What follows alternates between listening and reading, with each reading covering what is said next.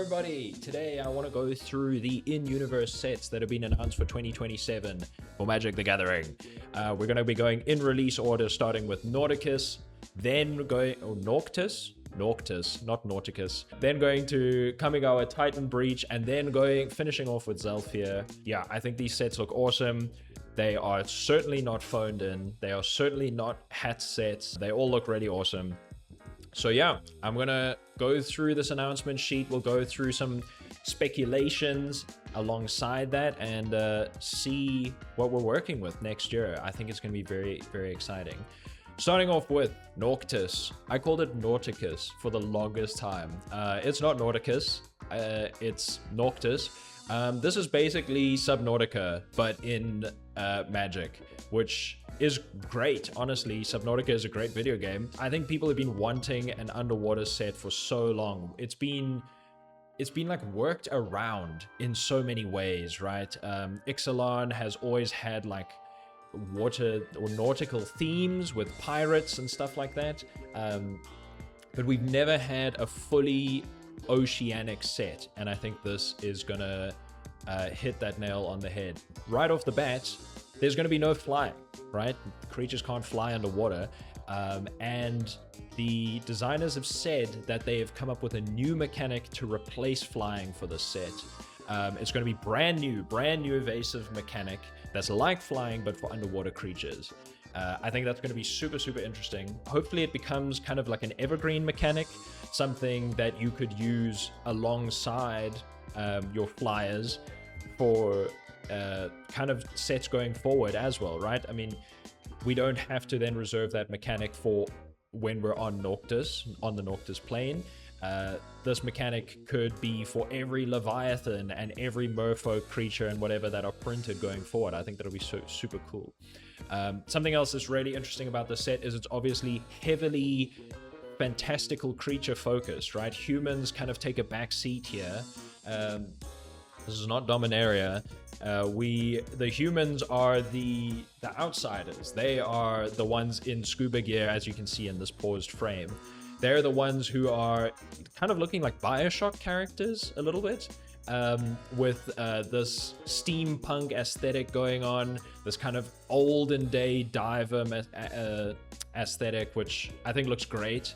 And yeah, I think it'll be really cool to kind of focus on all the underwater creature types that have not had enough love over Magic's 30+ year history. Obviously, merfolks. We've seen in the art that we've got merfolk creatures. That's going to be awesome. And I think it'll just be great to see support for a lot of other creature types that don't really have that many printings up until now. One that I immediately jumped to is Leviathans.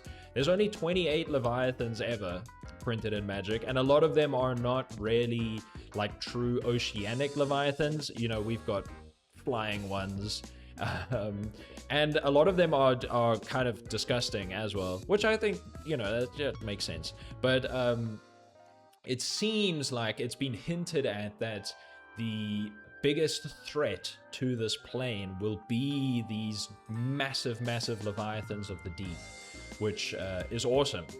There is some art, let me see if I can find it, of homerids, and man, they look really cool. I love how these guys look, and I hope they're bringing them back and giving them some justice, because historically all homerid creatures were ass.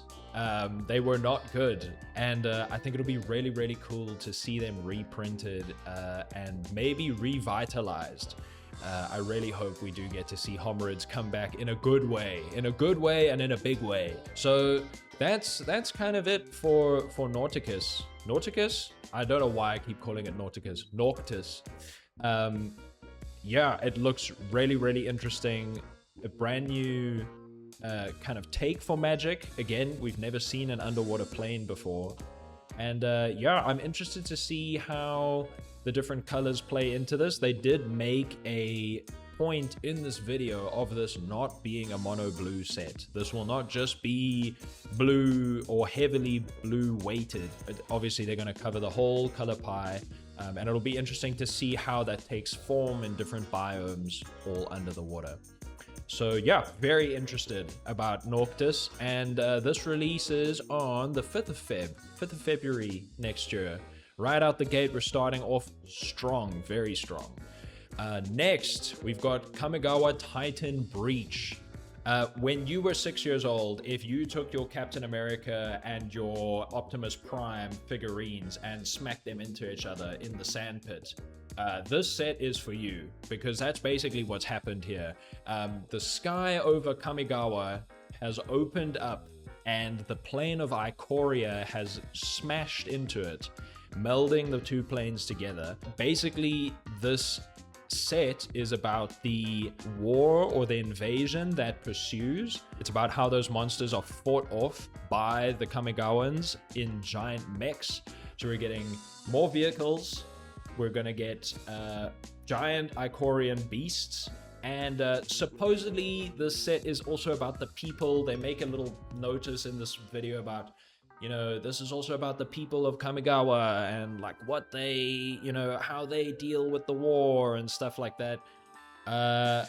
I'll wait to see it to believe it. I kind of feel like they're kind of shoehorning that in there. I mean, let's be honest. The point of this set is to throw giant monsters at giant mechs and see what happens. This is an action movie, right? You're not watching this really for the plot. You're watching this for the CGI.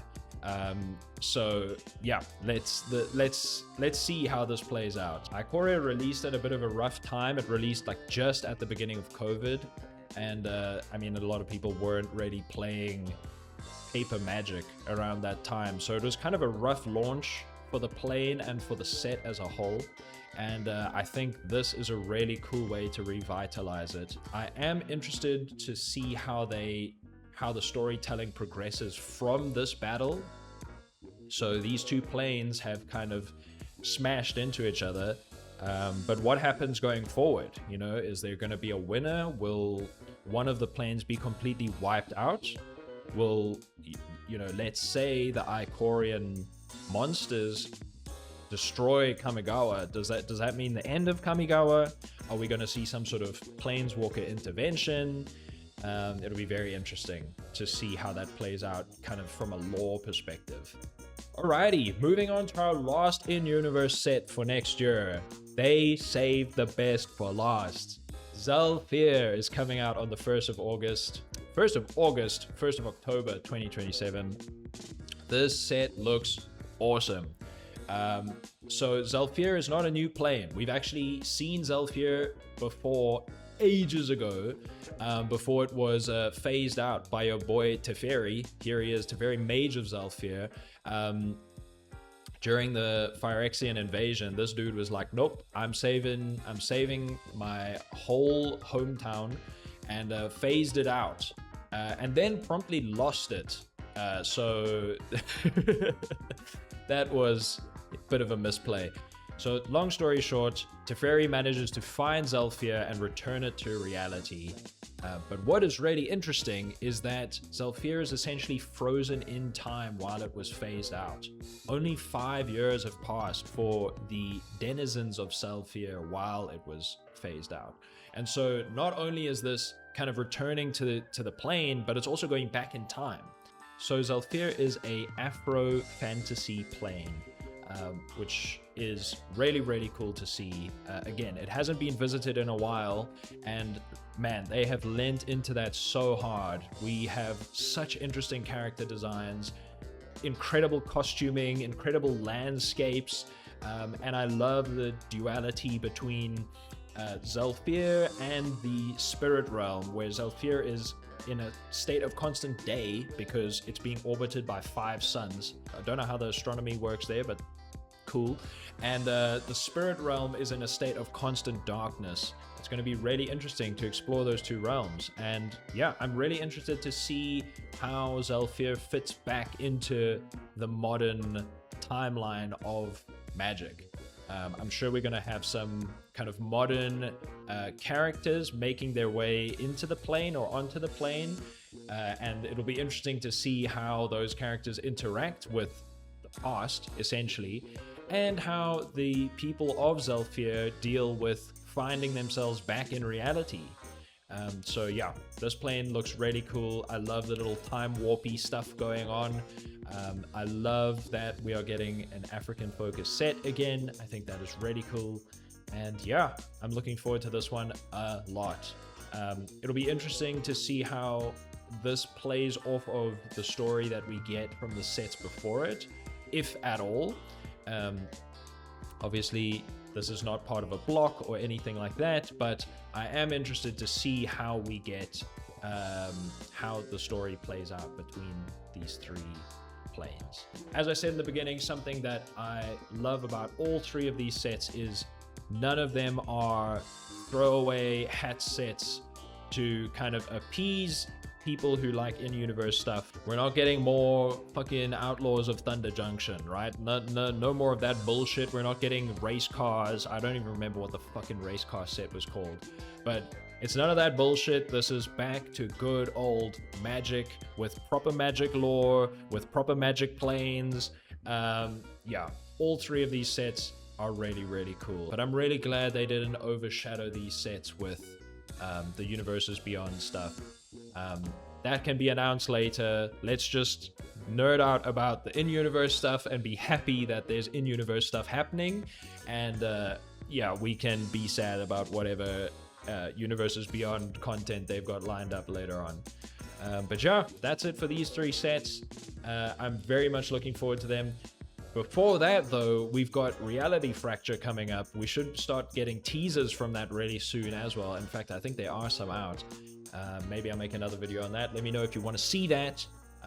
But yeah, that's it for now. Catch you guys later. Bye.